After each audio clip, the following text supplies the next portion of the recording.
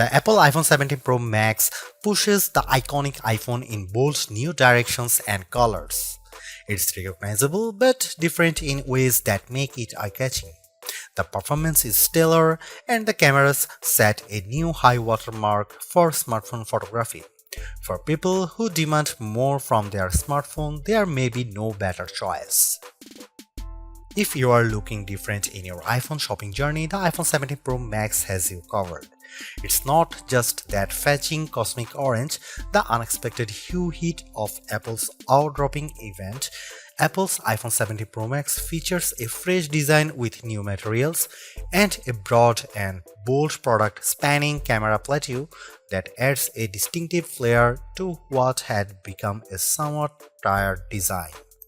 Inside, the changes are no less significant, from the powerful A19 Pro chip to the new vapor chamber supported heat management system, which enable enough performance to support every peak and valley of your experience. If you are fixated on cameras, the iPhone 17 Pro Max will not disappoint. There are now finally three 48-megapixel lenses that support a wide range of shooting styles. Perhaps the most notable of the three is the new 48-megapixel 4x optical zoom lens that also offers access to a sensor crop 8x zoom, which, thanks to selecting the center pixels from the larger sensor and an upgraded image pipeline, delivers some truly eye-popping photos. This is also an upgrade that makes a canny swap of titanium for aluminum a seeming downgrade, but one with some significant benefits, like the ability to apply that amazing new anodized orange finish and the ability to better distribute and dissipate heat. Finally, there's the price. It's the one thing you hope doesn't get an upgrade. And I am happy to report that Apple somehow held the line here. The iPhone 17 Pro Max still starts at $1,199 US. It's never been a cheap smartphone, but then this one is for the pros, and I think they will be very happy. I know I am. As for why you might buy the iPhone 17 Pro Max over the iPhone 17 Pro, that comes down to screen size, battery life potential, and the option to get up to 2 TB of storage. Otherwise, these iPhones are identical. The iPhone 17 Pro Max was announced at Apple's eye-dropping event on September 9. Pre-orders began on September 12, and the phone arrives in stores and starts shipping on September 19. The iPhone 17 Pro starts at $1,199 US for the model with 256GB of storage, with that price rising to $1,399 US for 512GB of storage, $1,599 US for 1TB storage, and $1,999 US for 2TB of storage. The later configuration represents the largest storage capacity of any iPhone ever. Apple is likely getting undue credit for not raising the price of the base model iPhone 17 Pro Max.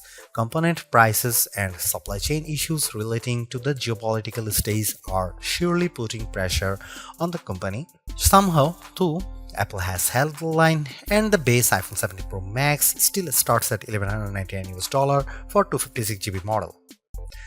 The only difference in pricing comes into play when you stretch to the phone's new upper tier of 2TB, which is only available with the Pro Max model. That sends the price up to almost $2,000 US. It boggles the mind that we now consider paying almost $2,000 for a pocket-sized device to be rational. On the other hand, this is a true pro-level smartphone that, based on my tastes, is probably ready for pro photography and videography tasks, and when you put it like that, it might seem like a bargain. I saw enough leaks in the run-up to the iPhone 17 line launch to have a pretty good idea of what was coming, and to be honest, I was preparing to hate the iPhone 17 Pro Max redesign and colors. Yet, here I am now, quite pleased with the giant plateau, and yes, loving cosmic orange. In many ways, the iPhone 17 Pro Max is still undoubtedly part of long lineage of iPhones before it. There are, though, just enough new touches here to add up to what I am comfortable calling a redesign. Starting with the back, there's the now nearly full-width plateau that's both a bold design touch but also a practical measure in that underneath there's now more space for upgraded components like refreshed tetraprism that supports a new longer telephoto lens. Most previous iPhone bags featured just one material, usually metal or glass. The iPhone 17 Pro Max is a spiffy mix of the two, metal and glass, or rather a larger rectangular ceramic shield cutout with the rest a univity chassis literally carved out of aluminum.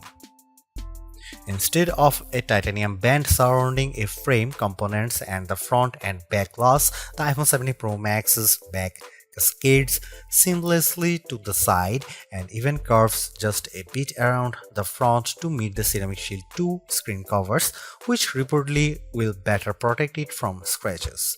It will has an incredibly unified feel, and because Apple has radically cut down on edges, the phone feels very comfortable to hold.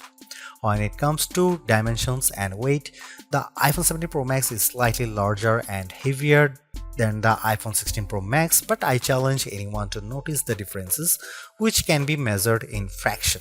The iPhone 17 Pro Max is 163mm tall by 78mm long by 8.75mm thick and weighs 233 grams. By contrast, the iPhone 16 Pro Max was 163 by 77.6 by 8.25mm and weighed 227 grams. This year there are no new buttons to contend with. Along one edge we have the long power and Siri button, and below it camera control. Opposite them is the action button, and below that a pair of volume buttons. There are small differences along the shorter edges. On top, an antenna cutout is now visible, and on the bottom, the pair of speaker grills appear larger. If you want to lie the phone flat, you'll have to place it screen down. Even though the back plateau is nearly the full width of the phone, the tri-camera array still bumps out even further, and between this and the wide metal bump, this phone lies on its back at a slightly more extreme angle than the iPhone 16 Pro Max. The switch from titanium to aluminum provides not only some useful heat management and energy efficiency benefits, it's also opened the door for anodized color options. I don't know where Apple got the idea for cosmic orange, but I actually love it. It's bold without being garish. There's also silver and the very deep and inky deep blue. Apple sort of explained its color choices to me and even the loss of black, but I think this is just Apple mixing things up and possibly giving a nod to all the pro level folks who buy this phone for creative pursuits. Orange is a color that will get you noticed. iOS 26's liquid glass interface might lead you to assume there has been some radical display overhaul, so much glow, shiny and artificial transparency. However, that would be mostly wrong. The platform update does change the look, but it's all still working with the same materials. The iPhone 17 Pro Max's expensive 6.9-inch Super Retina XDR OLED is largely the same as last year's, featuring a resolution of 2868 by 1320 pixels for a density of 460 ppi.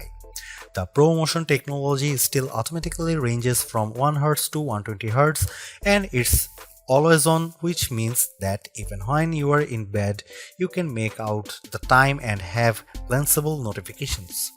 It's not though exactly the same screen. This display now ranges up to 3000 nits, that's 1000 more than the last model. In my side-by-side tests, the iPhone 17 Pro Max is more visible in direct sunlight. This effect is assisted by a new reflective coating, meaning the light bouncing off the screen is also less noticeable. There's a nice and not necessarily insignificant upgrades. With a narrow bezel, the Super Retina display comes precisely close to meeting that orange metal, with a vast expanse of color and entertainment interrupted only by the pill-shaped dynamic island. Made up of the new center stage camera and Face ID sensors, it remains a useful space for live information, but it's also sometimes a black blob cutout in games, videos and photos. I find the information it provides useful, so I do not mind it much, but I was also hoping for a redesign that might have shrunk the thing by 50%. This is a minor quibble, and I'm sure that, like me, you probably won't notice or be bothered by it very much. Apple's redesigned plateau is not just an aesthetic choice, it's a practical one. Underneath that now larger raised platform is a lot of technology, including a new tetraprism to support Apple's longest and highest resolution telephoto lens ever. It's simply one highlight of a stellar iPhone 17 Pro Max camera system. There are a total of 4 cameras, with Apple calling the rear trio fusion cameras. The main camera is 48 megapixel, ultra wide is also 48 megapixel, and telephoto also 48 megapixel with 4x optical, and the selfie camera is 18 megapixel. Those specs only tell half the story. In general, you are not shooting at the full frame 48 megapixel resolution, or rather you might be using all 48 million pixels to produce a high quality 24 megapixel or even 12 megapixel to produce an 8x optical quality sensor crop. The ultrawide will by default shoot 12 megapixel macro photos. In virtually every instance, this is a case where less is more. Apple uses all that pixel information and its remarkable image pipeline to deliver fantastic photos with true life colors and exquisite detail. Here are some camera samples of the iPhone 17 Pro Max.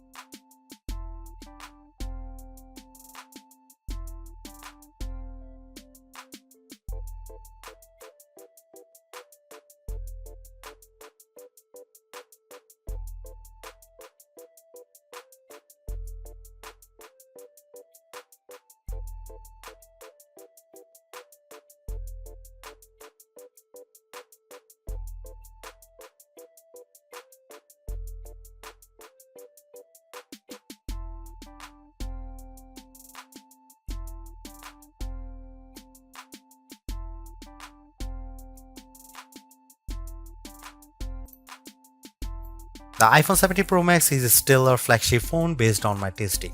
You get a more powerful zoom camera, better sustained performance, and the longest iPhone battery life ever, a head-turning design. The iPhone 17 Pro Max is still behind the competition on AI, and it's a bit thick and heavy, but overall it is easily one of the best big screen phones yet.